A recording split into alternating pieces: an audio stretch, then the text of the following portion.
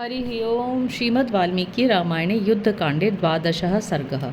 नगर की रक्षा के लिए सैनिकों की नियुक्ति, रावण का सीता के प्रति अपनी आसक्ति बताकर उनके हरण का प्रसंग बताना और भावी कर्तव्य के लिए सभासदों की सम्मति मांगना, कुंभकर्ण का पहले तो उसे फटकारना, फिर समस्त शत्रुओं के वध का स्वयं ही भार उठाना।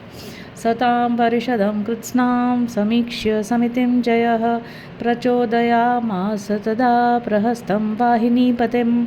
शत्रु विजयी रावण ने उस संपूर्ण सभा की ओर दृष्टिपात करके सेनापति प्रहस्त को उस समय इस प्रकार आदेश दिया। सेनापते यथा ते स्युः कृतविद्याश्चतुर्विधाः योधा नगर रक्षायां तथा व्यादेष्टुमर्हसि।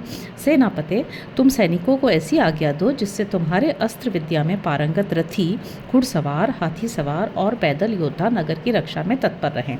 सप्रहस्तः प्रणीतात्मा चिकीर्षन् राजशासनम विनिक्षिपत बलम सर्वम बहिरंतश्च मंदिरे। अपने मन को वश में रखने वाले प्रहस्त ने राजा के आदेश का पालन करने की इच्छा से सारी सेना को नगर के बाहर और भीतर यथा योग्य स्थानों पर नियुक्त कर दिया। ततो विनिक्षिप्य बलम सर्वम नगरगुप्तये प्रहस्तः प्रमुखे राज्ञो निशसाद जगाद च। नगर की रक्षा के लिए सारी सेना को तैनात करके प्रहस्त राजा रावण के सामने आ बैठा और इस प्रकार बोला। विहितं बहिरंतश्च बलं बलवतस्तव पुरुष्वा विमनाः क्षिप्रं यदभिप्रेतमस्ति ते। राक्षसराज, आप महाबली महाराज की सेना को मैंने नगर के बाहर और भीतर यथास्थान नियुक्त कर दिया है। अब आप स्वस्थ चित्त होकर शीघ्र ही अपने अभीष्ट कार्य का संपादन कीजिए।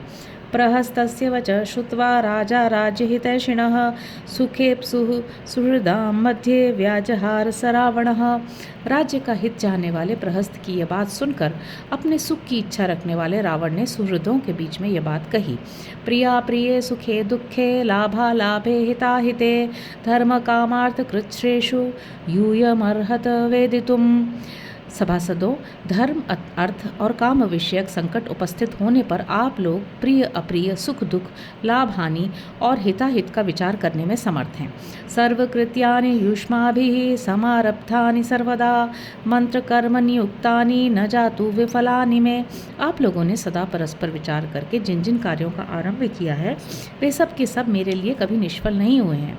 ससोम ग्रह नक्षत्रैर्मरुद्भिर्वासवः भवद्भिर्मत्यर्थं वृत्तश्रियमवाप्नुयाम्।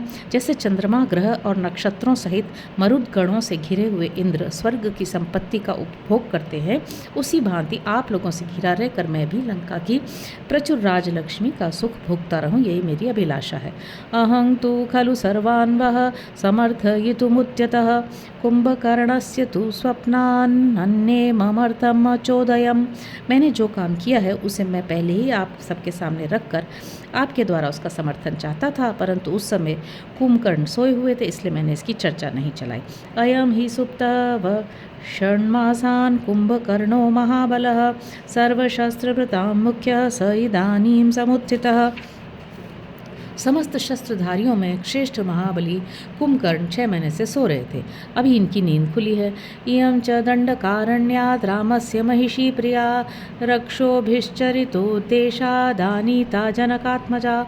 मैं दंडकारण्य से, जो राक्षसों के विचरने का स्थान है, राम की प्यारी रानी जनक दुलारी सीता को हर लाया हूँ। सा मेन शय्या मारोढ़ुम् इच्छत्यलसगामिनी त्रिषु लोकेषु चान्या में न सीता सदृशी तथा। किंतु वह मंदगामिनी सीता मेरी शैया पर आरूढ़ होना नहीं चाहती। मेरी दृष्टि में तीनों लोगों के भीतर सीता के समान सुंदरी दूसरी कोई स्त्री नहीं है। तनुमध्या पृथुश्रोणी शरदिंदु निभानना हेम बिंब निभा सौम्या मायेव मय निर्मिता। उसके शरीर का मध्य भाग अत्यंत सूक्ष्म है, कटी के पीछे का भाग स्थूल है, मुख शरद काल के चंद्रमा को लज्जित करता है। वह सौम्य रूप और स्वभाव वाली सीता सोने की बनी हुई प्रतिमा से जान पड़ती है। ऐसा लगता है जैसे वह मायासुर की रची हुई कोई माया हो। सुलोहित तलौ श्लक्ष्णौ चरणौ सुप्रतिष्ठितौ दृष्ट्वा ताम्र नखौ दस्या दीप्यते मे शरीरजः। उसके चरणों के तलवे लाल रंग के हैं, दोनों पैर सुंदर चिकने और सुडौल हैं तथा उनके नख तांबे जैसे लाल हैं। सीता के उन चरणों को देखकर मेरी कामाग्नि प्रज्वलित हो उठती है। हुताग्नेरर्चित् सङ्काशामीनां सौरिमिव प्रभाम् उन्नसं विमलं वल्गुवदनं चारुलोचनं पश्यंस्तदवशस्तस्याः कामनस्य वश में यीवान। जिसपे घी की आहुति डाली गई हो उस अग्नि की लपट और सूर्य की प्रभा के समान इस तेजस्विनी सीता को देखकर तथा ऊंची नाक और विशाल नेत्रों से सुशोभित उसके निर्मल एवं मनोहर मुख का अवलोकन करके मैं अपने वश में नहीं रह गया हूँ। काम ने मुझे अपने अधीन कर लिया है। क्रोध हर्ष समानेन दुर्वर्ण कर्णेन च शोक संताप नित्येन कामेन कलुषीकृतः। जो क्रोध और हर्ष दोनों अवस्थाओं में समान रूप से बना रहता है, शरीर की कांति को फीकी कर देता है और शोक तथा संताप के समय भी कभी मन से दूर नहीं होता, उस काम ने मेरे हृदय को कलुषित कर दिया है।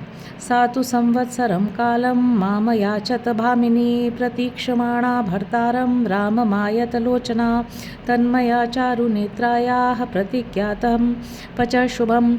विशाल नेत्रों वाली माननीय सीता ने मुझसे 1 वर्ष का समय मांगा है। इस बीच वह अपने प्रति श्री राम की प्रतीक्षा करेगी। मैंने मनोहर नेत्रों वाली सीता के उस सुंदर वचन को सुनकर उसे पूर्ण करने की प्रतिज्ञा कर ली है। शांतो हम सततम कामाद यातो ही हय इवाध्वनि कथम सागरम क्षोभ्यम तरिष्यन्ति वनौकसः बहुसत्वझशाकीर्णं तौ वा दशरथात्मजौ। जैसे बड़े मार्ग में चलते चलते घोड़ा थक जाता है, उसी प्रकार मैं भी काम पीड़ा से थकावट का अनुभव कर रहा हूँ। वैसे तो मुझे शत्रुओं की ओर से कोई डर नहीं है, क्योंकि वे वनवासी वानर अथवा वे दोनों दशरथ कुमार श्री राम और लक्ष्मण असंख्य जल जंतुओं और मत्स्यों से भरे अलंघ्य महासागर को कैसे पार कर सकेंगे। अथवा कपिनयकेन कृतं न कदनं महत् दुर्गे याः कार्यगतयो ब्रूत यस्य यथा मति मानुषान्नो भयं नास्ति तथापि तु विमृश्यताम्। अथवा एक ही वानर ने आकर हमारे यहाँ महान संहार मचा दिया था, इसलिए कार्य सिद्धि के उपायों को समझ लेना अत्यंत कठिन है। अतः जिसको अपनी बुद्धि के अनुसार जैसा उचित जान पड़े वह वैसा ही बतावे। तुम सब लोग अपने विचार अवश्य व्यक्त करो। यद्यपि हमें मनुष्य से कोई भय नहीं है, तथापि तुम्हें विजय के उपाय पर विचार तो करना ही चाहिए। तदा देवासुरे युद्धे युष्माभिः सहितो जयं ते मे भवन्तश्च तथा सुग्रीव प्रमुखान् हरीन् परे पारे समुद्रस्य पुरस्कृत्य नृपात्मजौ सीतायाः पदवीं प्राप्य संप्राप्तौ वरुणालयम्। उन दिनों जब देवताओं और असुरों का युद्ध चल रहा था, उसमें आप सब लोगों की सहायता से ही मैंने विजय प्राप्त की थी। आज भी आप मेरे उसी प्रकार सहायक हैं। वे दोनों राजकुमार सीता का पता पाकर सुग्रीव आदि वानरों को साथ लिए समुद्र के उस तट तक पहुंच चुके हैं। अदेया च यथा सीता वध्यो दशरथात्मजौ भवद्भिर्मन्त्रयतां मंत्रः सुनीतं चाभिधीयताम्।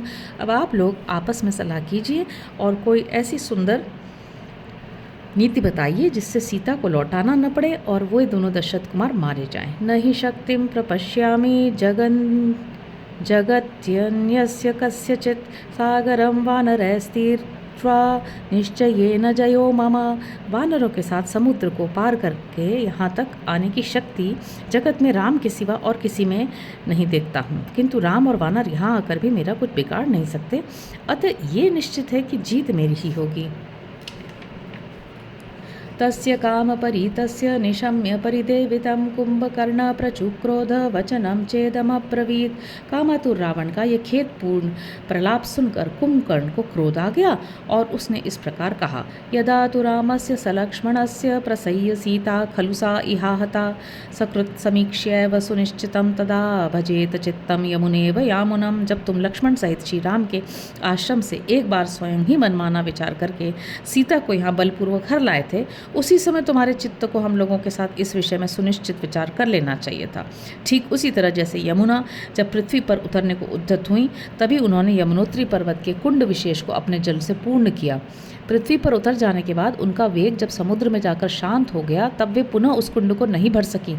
उसी प्रकार तुमने भी जब विचार करने का अवसर था, तब तो हमारे साथ बैठकर विचार किया नहीं। अब अवसर बिताकर सारा काम बिगड़ जाने के बाद तुम विचार करने चले हो। सर्वमेतन् महाराज कृत तं प्रतिमं तव विधीयेत सहस्माभिरादावेवास्य कर्मणः। महाराज, तुमने जो ये छल पूर्वक छिपकर पर स्त्री हरण आदि कार्य किया है, ये सब तुम्हारे लिए बहुत अनुचित है। इस पाप कर्म को करने से पहले ही आपको हमारे साथ परामर्श कर लेना चाहिए था। न्यायेन राजकार्याणि यः करोति दशानन न स संतप्यते पश्चान्निश्चितार्थमति नृपः। दशानन, जो राजा सब राजकार्य न्यायपूर्वक करता है, उसकी बुद्धि निश्चयपूर्ण होने के कारण उसे पीछे पछताना नहीं पड़ता है।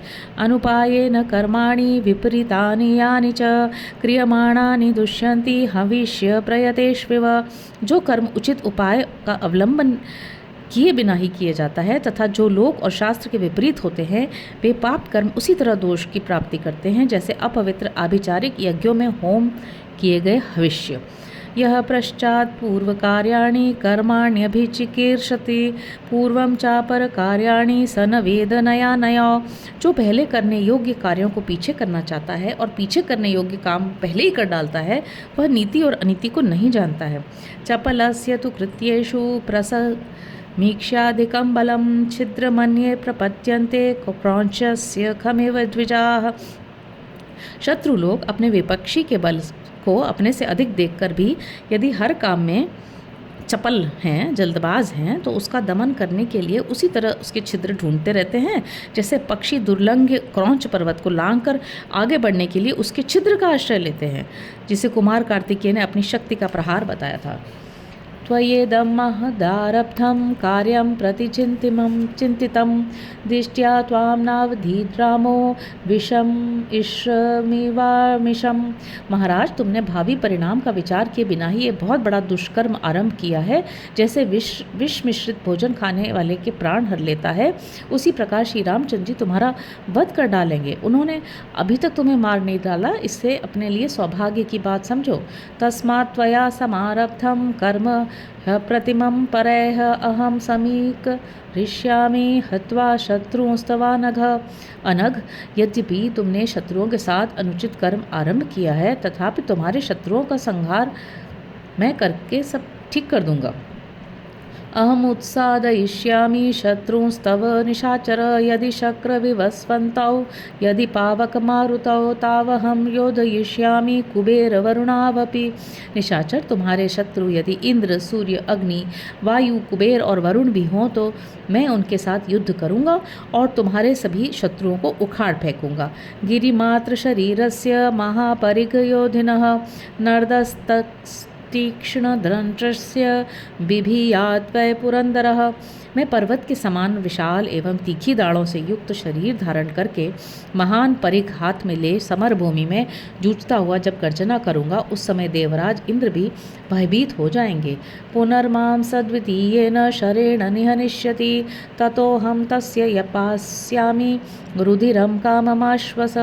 राम मुझे एक बाण से मारकर दूसरे बाण से मारने लगेंगे, उसी बीच मैं उनका खून पी लूँगा, इसलिए तुम पूर्णतः निश्चिंत हो जाओ। वधीन वैदाशते सुखावहम जयम तवा हर्तुमहम यतिष्ये हत्वा च रामं सह लक्ष्मणेन खादामि सर्वान् हरियूत मुख्यान्। मैं दशरथ नंदन श्री राम का वध करके तुम्हारे लिए सुखदायिनी विजय सुलभ कराने का प्रयत्न करूंगा। लक्ष्मण सहित राम को मारकर समस्त वानर यूथपतियों को खा जाऊंगा। रमस्व कामं पिबचाग्र्यवारुणीं कुरुष्व कार्याणि हितानि विज्वरः मया तु रामे गमितेयमक्षयं चिराय सीतावशका भविष्यति। तुम मौज से विहार करो, उत्तम वारुणी का पान करो और निश्चिंत होकर अपने लिए हितकर कार्य करते रहो। मेरे द्वारा राम के यमलोक भेज दिए जाने पर सीता चिरकाल के लिए तुम्हारे अधीन हो जाएगी। इत्यार्षे श्रीमद् रामायणे वाल्मीकि आदि काव्ये युद्धकांडे 12 सर्ग। इस प्रकार श्री वाल्मीकि निर्मित आर्ष रामायण आदि काव्य के युद्धकांड में 12वां सर्ग पूरा हुआ। हरि ओम।